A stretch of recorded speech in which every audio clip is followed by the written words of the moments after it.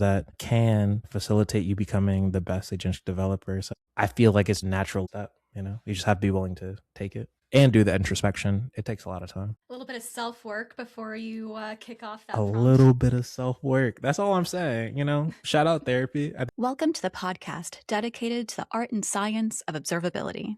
This is Signal Over Noise.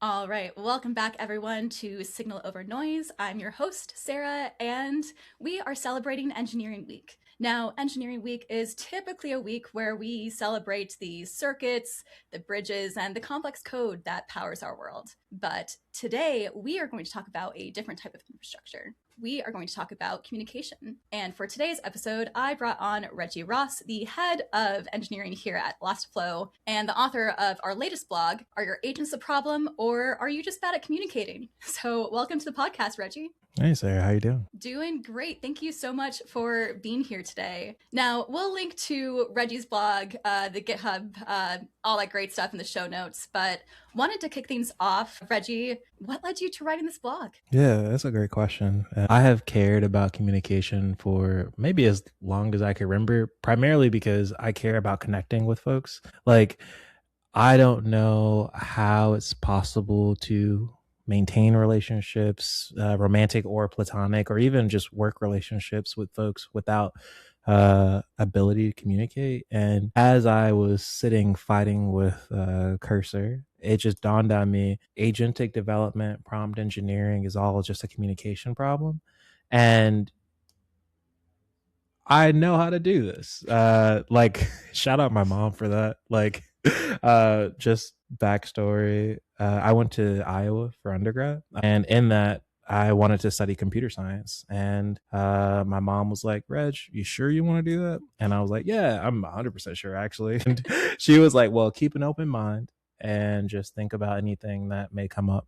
And so I did. I always got to listen to mom. Just always knows best. And when I went to school, I looked at the different majors that I could apply for, and I was like, computer science is still the way that I'm going to go. And then I just added on communication studies, and that was that. And That's so, a little bit of a marketer bias here, but I just think that's so interesting because you so rarely see the, those two worlds together, computer science and communication. So to know that early that communication was important, I just think that's awesome. So why communication? Yeah, I feel like, well, I guess why study communication?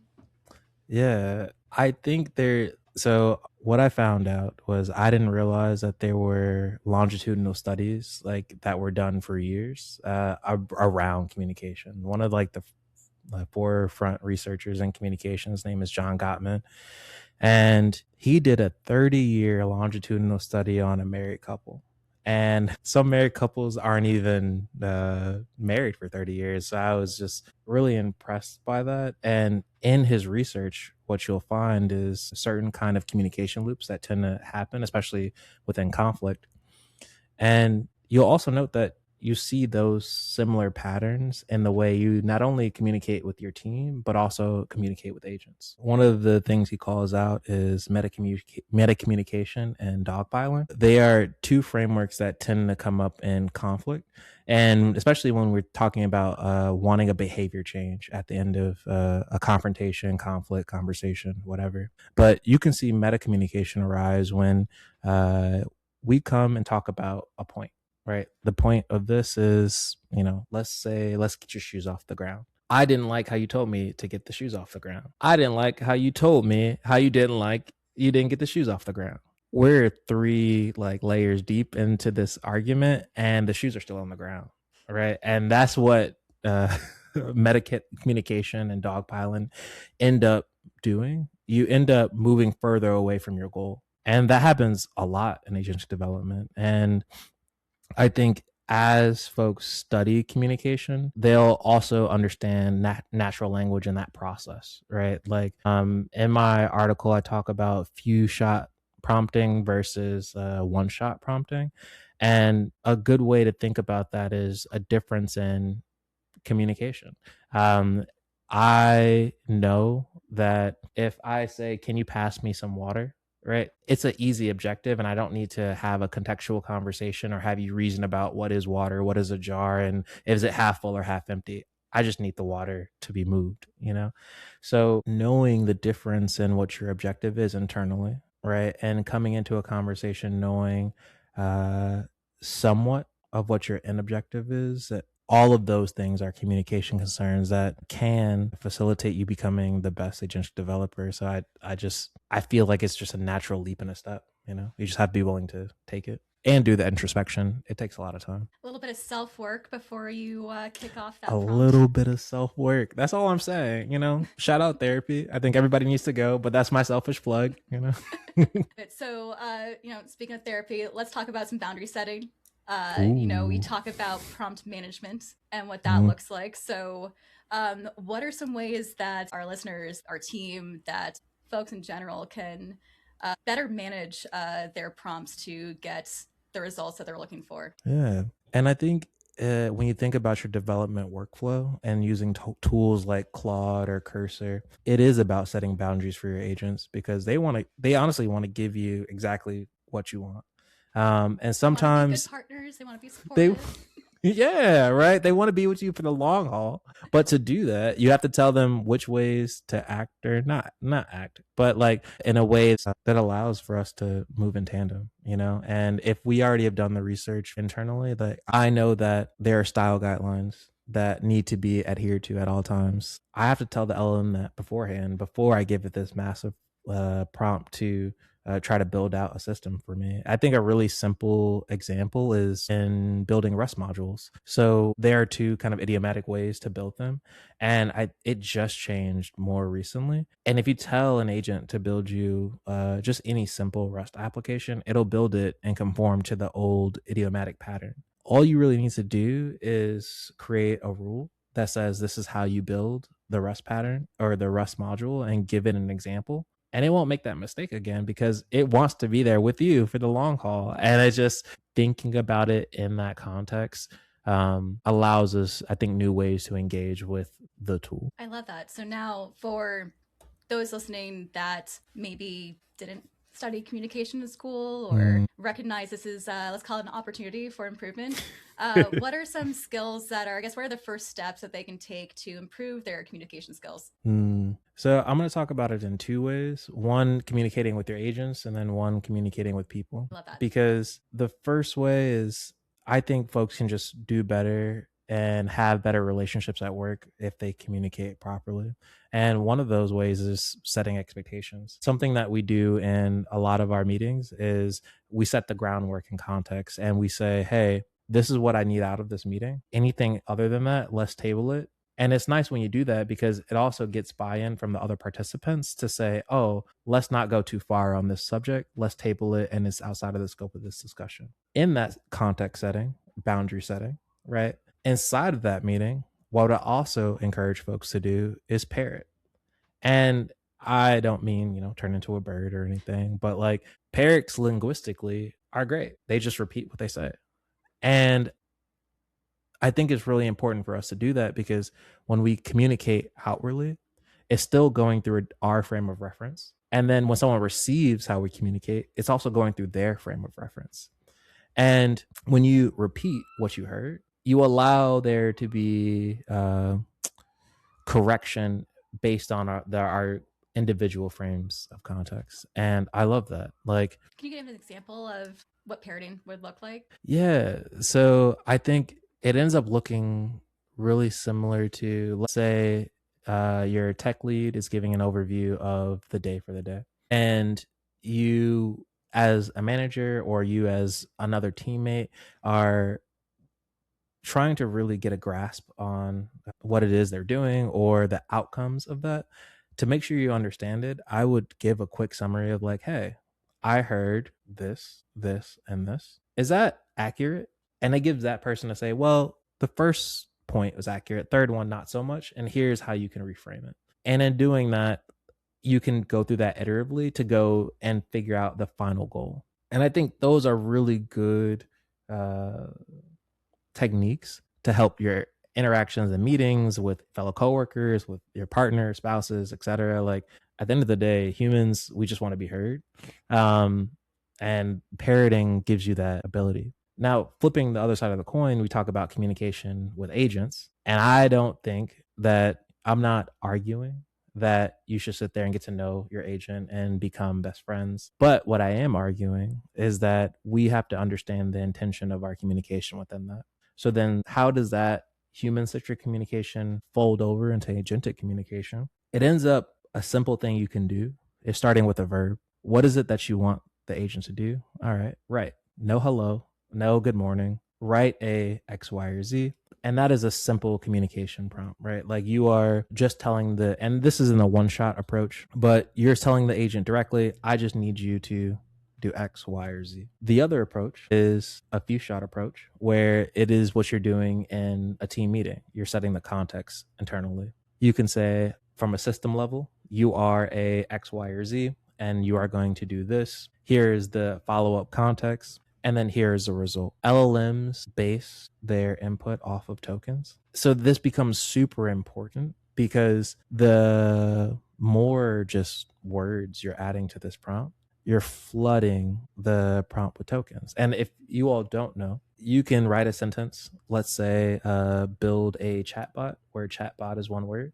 That sentence has 3 words in it, but when it's tokenized by your agent, it'll end up having 4. And 4 tokens, not 3 words. So when we're thinking about setting the stage, setting the framework for our agent to operate in, it's so important for us to really do the work and figure out what we're trying to get out of it such that we can communicate efficiently and still have the best outcome possible. So yeah. I like that. Some good starting points. And I love the idea of keeping those tokens in mind to not humanize the agents too much and, please do these things and nice try, but the agent doesn't care that it tried, it just, and I think that still applies really well to like folks like other people, because I think sometimes we end up getting too empathetic and too invested that we try to sugarcoat a sentiment or a statement that the other person can't even receive, right? And I just need an improvement on an RFC, but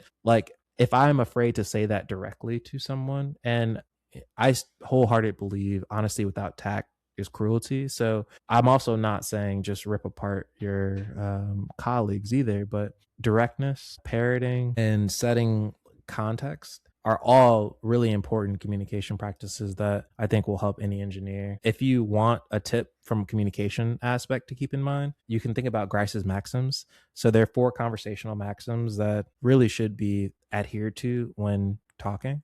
They're about quality, quantity, relation, and manner. Be truthful in everything you're saying. Give enough information that pertains to the point. Relationship.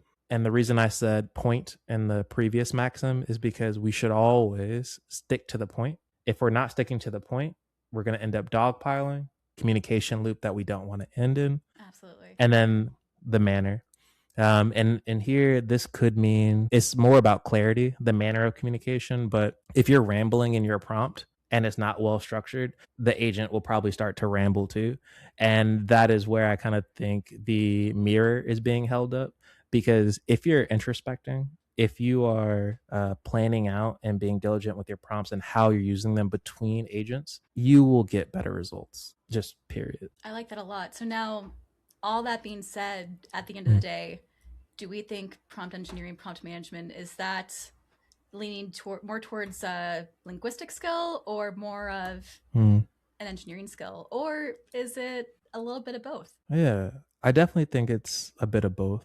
I think the way that I broke down problems, and even when I think about making what is digestible to get done, that's an engineering skill that I learned. I think most folks are familiar with Scrum versus Agile. Like I use Agile so much so that it's in my everyday life. And I just like, wait, how much so in your everyday life, Reggie? How much so? Like anything that I write, all of my chores, things that I want to I put them in like a Kanban board in Notion, and then I just review it every week and just make sure like, did I start this project? I'm trying to build a like any home project goes on a Miro board, a Notion board. It's great. I love that. So we're gonna have kids are gonna be, held accountable to these sprints for their chores and for Oh yeah. I want to see what you all got done in the past 2 weeks. If those chores have not been done, we're gonna have some problems. We're gonna have to have a retro about it, and I want you to tell me what went well, what didn't. All right. I love it. I love it. So a bit of both. It's not, it's not so binary, which I'm sure is, great for, trying to tell engineers it's not if then, it's we'll column A, we'll column B, which gets a little murky. But no, I think that completely agree. Awesome. So Reggie, what's next for you? What are you researching next? What are you writing about next? What is what's coming up? So we talked about how communication is a big part of agentic development. And me being who I am, I want to believe everything anyone tells me at any point in the day, right? If I walk across someone in the street, they tell me $100 at the end of the street, I'm probably going to walk down that street and check to see if there's $100, but more than likely it's not going to be there, And I think knowing that there are people who want to deceive you and who want to probably misuse your agents, there are probably folks who have built MCP servers that have malicious descriptions of tools such that agents pick them up, and there can be a numerous amount of security concerns there. So I really want to focus on what does communication look like in, I guess, more of the semantic analysis piece and gatekeeping malicious content and from whatever the platform you're building. So yeah. Well, can't wait to dive into your next blog, and we'll have to bring you back in the podcast to share more. 100%. Really curious. So here at Signal Over Noise, we love to wrap up our episodes with a hot take. And with AI being, everywhere now, I feel like everything is AI washed. Really curious to get your AI hot take. I think for folks who may be afraid of losing their jobs around the AI revolution, I would be more afraid if you aren't picking up on the trend, right? For me, I still have my library card. Like, I love visiting the library. I love going and being around books. And the reason that there are still libraries for me to go to is because other people find value in them. They're just a different way to access large bodies of information. Support your local library, everybody. Yeah, support your local library. Support Dewey Decimal, but it still didn't stop Google's revolution, right? It still didn't stop this agentic revolution, and all three still coexist, and are coexisting right now. So my hot take is no, they're not going to take your jobs, but they will make people who want to learn far more productive. And I do believe that if you want to keep up learning and utilizing them and really figuring out how to communicate in a way that makes you more productive, you are going to be a better engineer at the end of it. So looking at it as a tool in your tool belt, not a competitor in the job search type of thing. Exactly. I love it. Well, I thought that was a great take. Now, if you want to dive deeper into Reggie's research on token efficiency, the tail effect, you can access the link to his blog post in the show notes. We'll also have in there links to his GitHub and how to get in touch with Reggie. Now, Reggie, before we wrap up, anything else that you wanted to plug today? In talking about building community, if you all don't know what OTEL is, Open Telemetry, they have tons of special interest groups, as well as really is the communication choice for observability platforms as a whole. And guess what? We just added a new tool to the OTEL tool belt called Merman. So if you're any developer or network aficionado or just looking to get involved and meet cool people, please join and look out. Star us on GitHub. And for any listeners out there that are part of the CNCF, the Cloud Native Computing Foundation Slack, we are in there in the Merman chat. It's pretty active, which I love to see. Be sure to check that out. But again, we'll drop all that good stuff into our show notes. Reggie, thank you so much for joining today. I really loved our conversation about communication. And for those of you listening, I look forward to seeing you next time. Thanks, everybody.